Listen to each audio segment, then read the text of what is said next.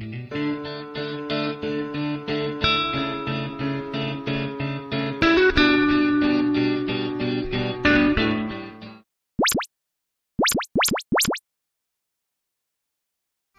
Mu'min, ya Muhaimin, ya Aziz, ya Jabar, ya Mutakabbir, ya Khalik, ya Bari, ya Musawwir, ya Ghafar, ya... Artinya surah yang diturunkan di kota Mekah.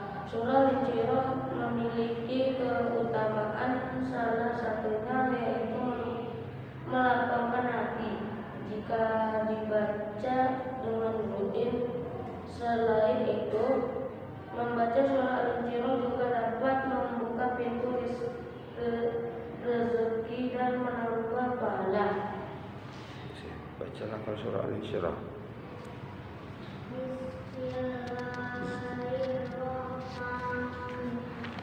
Ya, terus nggak apa-apa.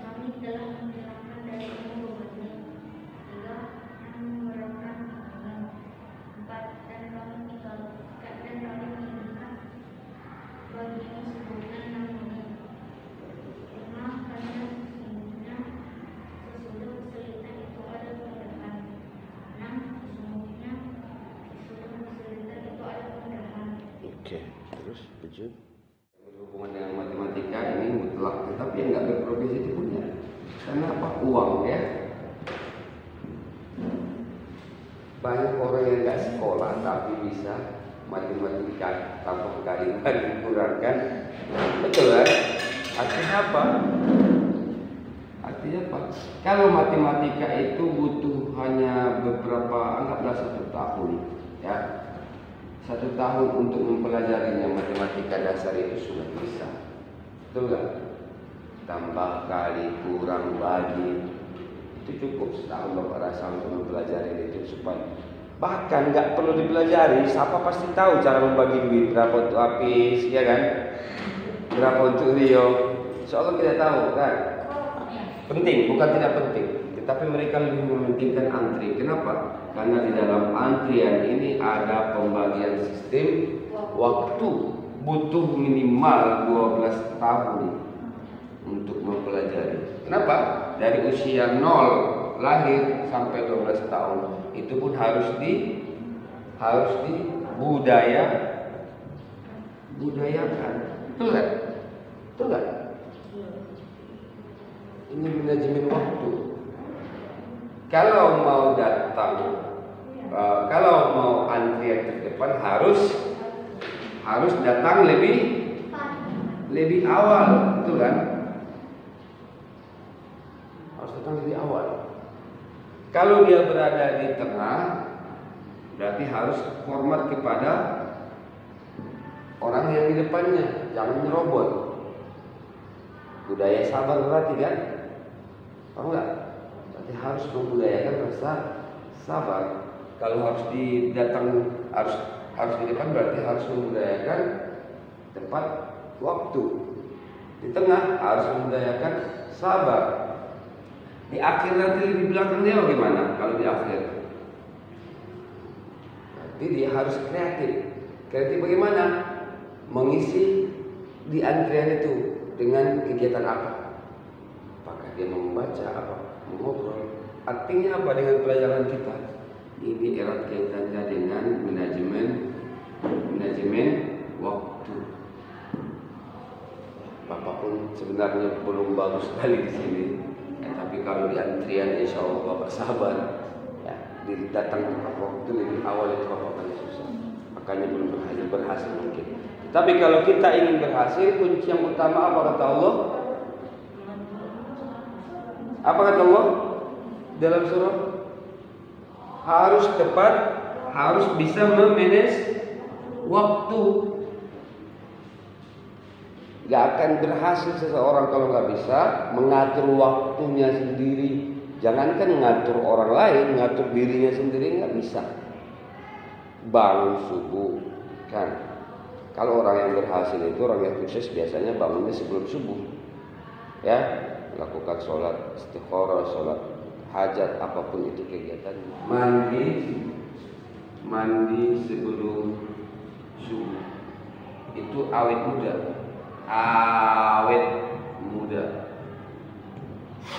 Kawan bapak dia ada kawan bapak umurnya sebaya bapak, tapi kalau dia tengok dia kayak 25 tahun, dia 20 tahun muda. Ya.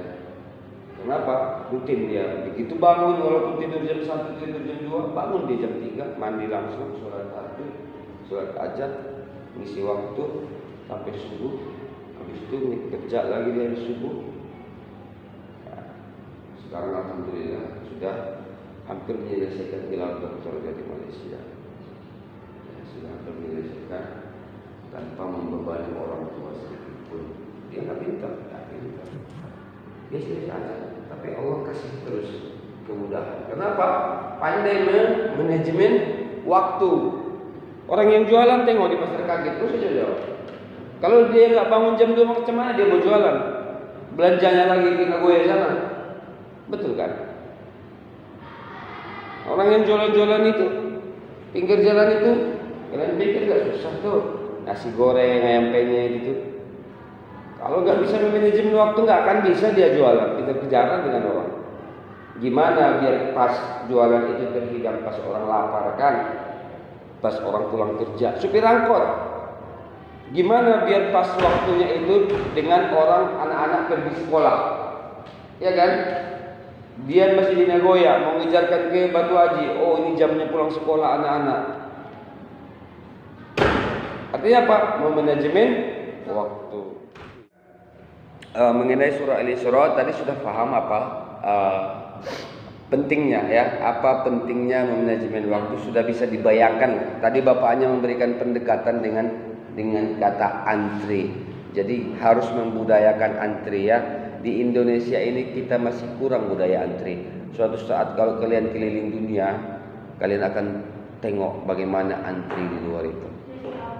Ya pasti suatu saat kalian akan keluar negeri nak. Mudah-mudahan kalian bisa menjelajahi dunia ini ya, tapi jangan jalan kaki ya. Mana tahu pula ada yang nekat kan mau buat sensasi jalan kaki dia kan. Ya itu namanya sengsara, jangan ya.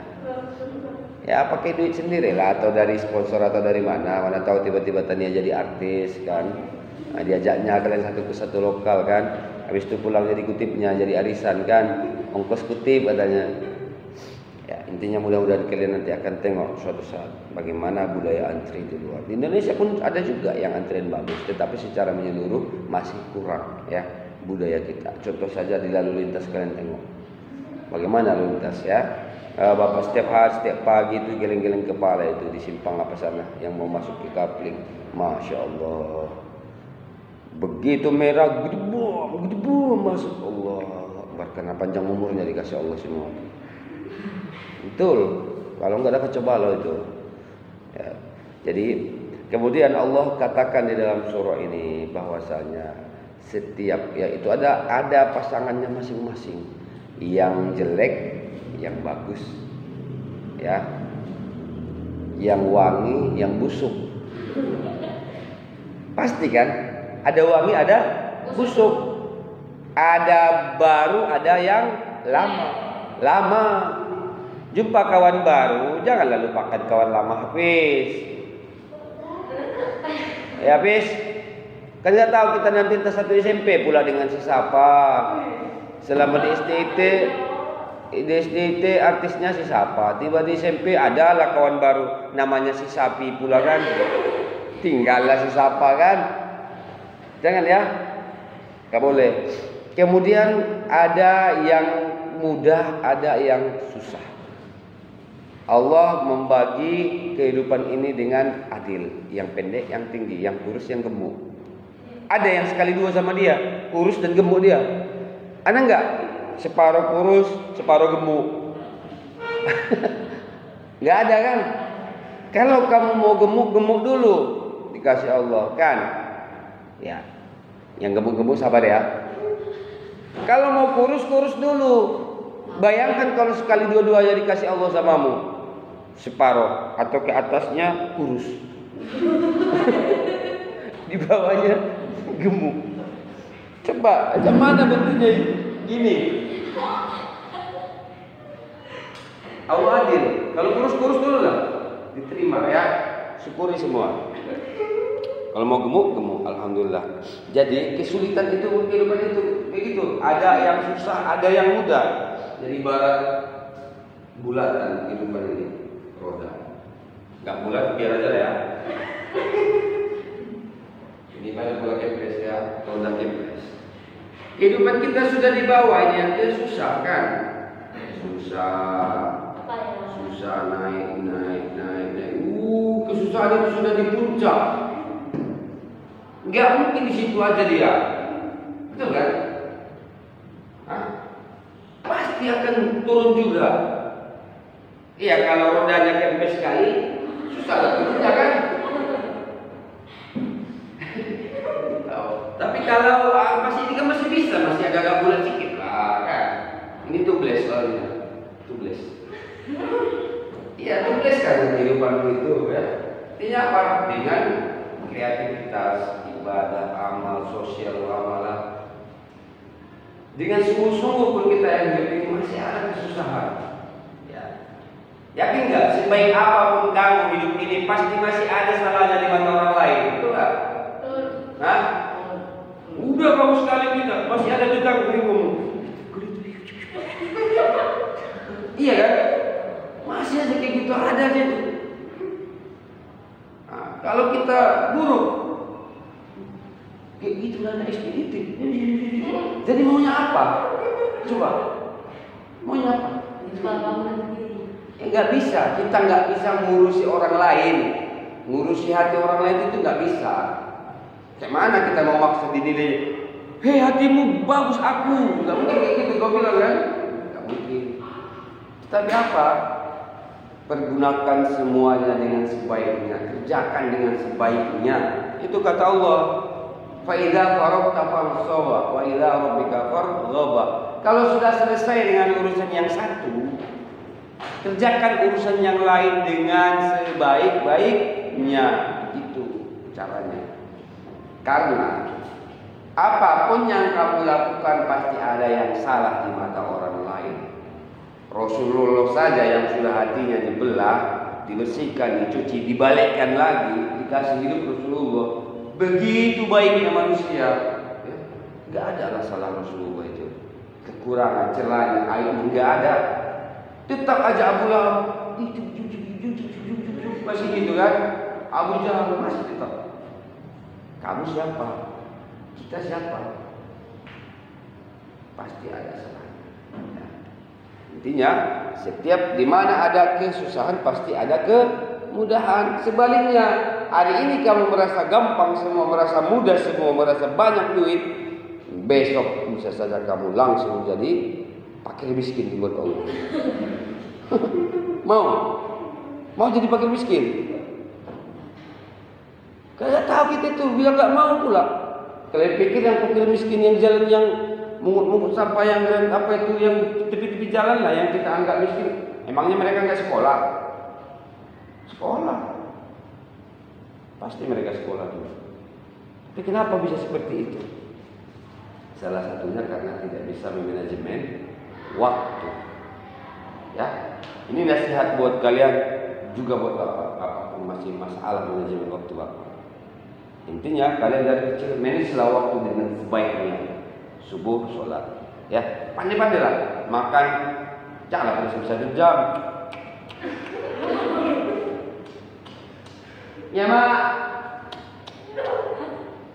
1 jam makan terhasil kayak gitu ya. Ya sampai di sini insyaallah keterangan lanjutan akan Bapak jelaskan lagi waktu kita. Walhamdulillahirabbil alamin. Assalamualaikum warahmatullahi wabarakatuh.